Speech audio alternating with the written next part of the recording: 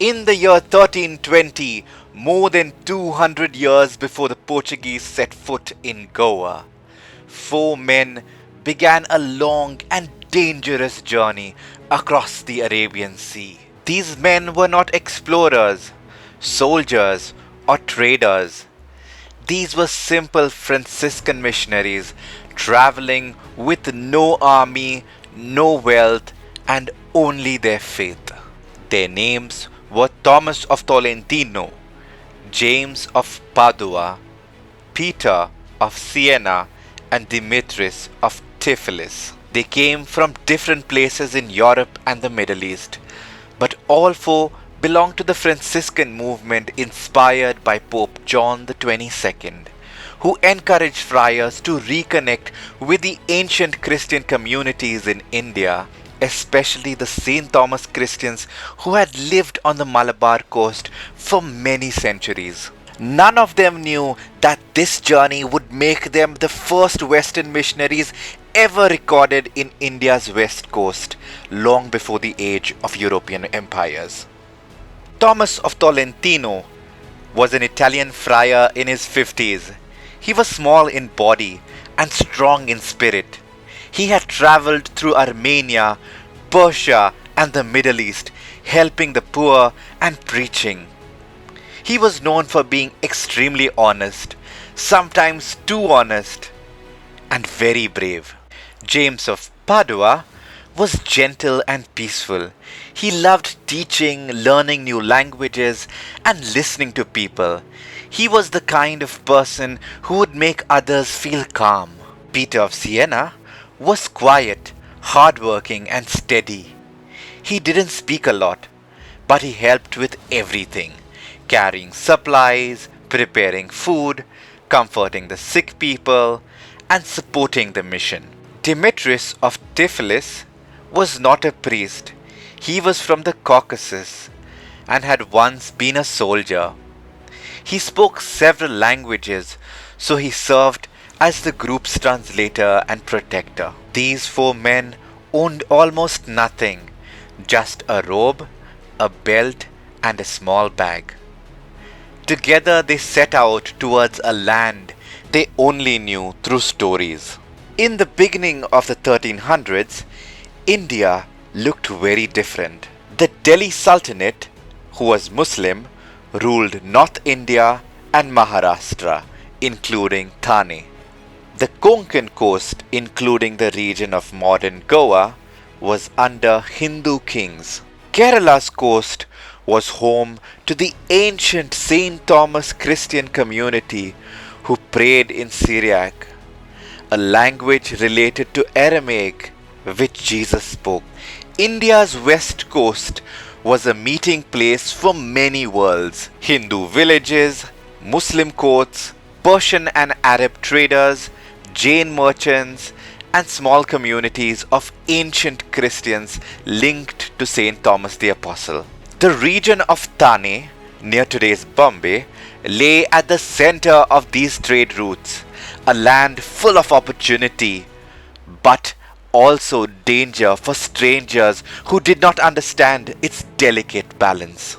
Far away in Tabriz, a bustling Persian crossroads of Mughals, Armenians, Persians, and Europeans, four Franciscan friars were preparing a mission to China, not India. Their destination was Beijing, where the first Catholic Archbishop of China had been appointed. None of them had planned to go to India at all. Their journey was harsh. They crossed deserts, mountains, and reached Hormuz, the gateway to the Indian Ocean. The Arabian Sea was unforgiving. Winds, storms, and currents pushed the ship northward. The captain, battling the elements, made a decision that changed everything. We must land at Thane. The friars stepped onto Indian soil, thinking it was a temporary delay. It would become the last chapter of their lives. When they arrived at Thane, they found something surprising. 15 houses of Nestorian Christians. These ancient Christians welcomed the friars, offered shelter, and cared for them. For the first time in months, the friars rested and prayed in peace. The friars stayed in a home of a Nestorian family. They prayed, fasted, and prepared for onward travel. During their stay, the friars visited local Christian homes, helped the sick, blessed children, walked through the markets, met Hindu shopkeepers, talked with Muslim traders, watched fishermen prepare boats, participated in local prayers, and learned about Indian customs. Missionaries who visited later wrote that Hindu communities were peaceful, friendly, and generous. They never feared living among them. For a short time, the friars lived happily in India. They had no idea that danger was building inside the same house they were sleeping in. The tragedy did not begin as a religious conflict. One night, a domestic fight broke out in the house where the friars were staying. The Nestorian husband struck his wife. Fearful and injured, she went to the Sharia court to meet the Qadi, the Muslim judge of the region, to report the assault. This was normal.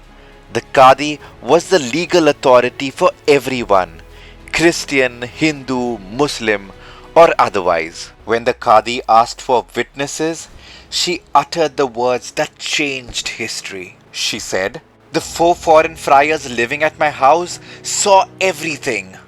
The friars were summoned to court. They were given a translator named Yusuf, a man who had his own agenda. Yusuf convinced the town's mayor, Lomlich, to draw the friars into a religious debate. The questioning began calmly. "Why are you here? What do you believe? Do you accept the Quran?" Thomas of Tolentino answered honestly but cautiously, "Our law is not your law." The crowd started to murmur. Then came the question that changed everything. "What do you think about Prophet Muhammad?" This was the moment everything collapsed. Thomas, stubborn, truthful, and fearless, responded with a harsh medieval Christian theology, words common in Europe but explosive in a Muslim court. He said, "Muhammad is the son of perdition and has his place in hell with the devil as his father. But not only he, but all such as follow and keep his law, false as it is, and pestilent and accursed, hostile to God and the salvation of souls." Hearing these words, the courtroom erupted into chaos. Swords were drawn, cries filled the hall. The friars refused to recant. The Qadi passed the sentence: death. The men were taken into the town square. A fire was prepared. They were ordered to step into it. James of Padua stepped into the flames and remained unharmed. He prayed, sang, and even danced on the burning coals. The crowd cried, "They are saints! Let them go!" The Qadi ordered him stripped, covered in oil, and thrown back into the fire. Again, he did not burn. That night, political pressure grew. Yusuf and the Qadi insisted that the friars must die, or the people might lose faith. At dawn, soldiers raided the Christian quarters. Thomas of Tolentino, James of Padua, and Demetrius of Tiflis were praying matins, which is the morning prayer, when they were arrested. They were dragged outside the town, stripped, and forced to kneel. All 3 refused to deny their faith. One after the other, they were beheaded. Thomas first, then James, then Demetrius. Their bodies lay on the ground until nightfall, when local Christians and Hindu villagers quietly risked their lives to recover the bodies and bury them with honor. The 3 martyrs died by the sword on 8th of April 1321. But one friar was still missing, Peter of Siena. He had not gone out to pray with the others at dawn. He escaped the first arrest, but was found later in the house. Soldiers dragged him before the Qadi. The judge tried persuasion this time, offering Peter wealth and safety if he denied his faith. Peter refused.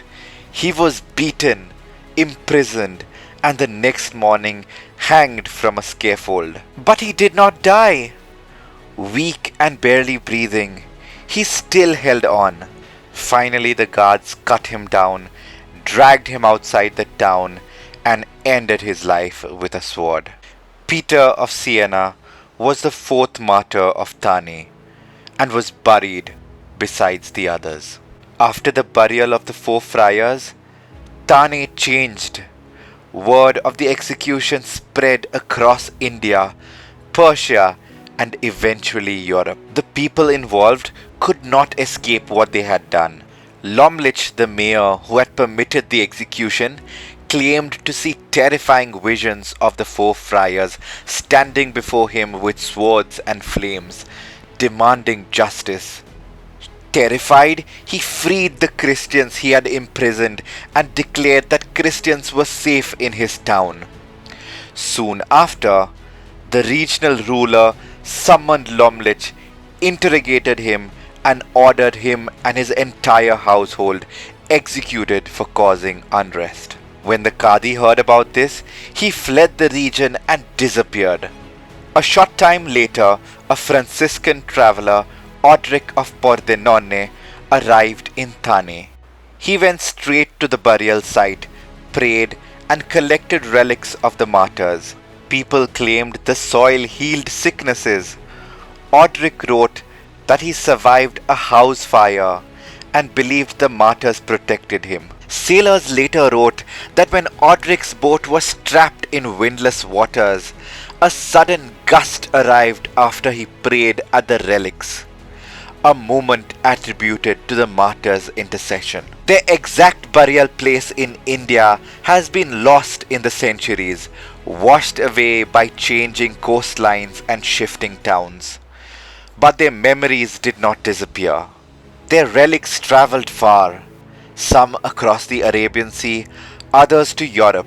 The skull of Thomas of Tolentino is still preserved and venerated in a silver reliquary in Tolentino, Italy. In India, their story survived in early missionary writings, Franciscan chronicles, and among Christian communities along the Konkan and Kerala coasts. Across the world, the Church remembers them every year on April 9th, the feast of the martyrs of Thane, Thomas, James, Peter, and Demetrius.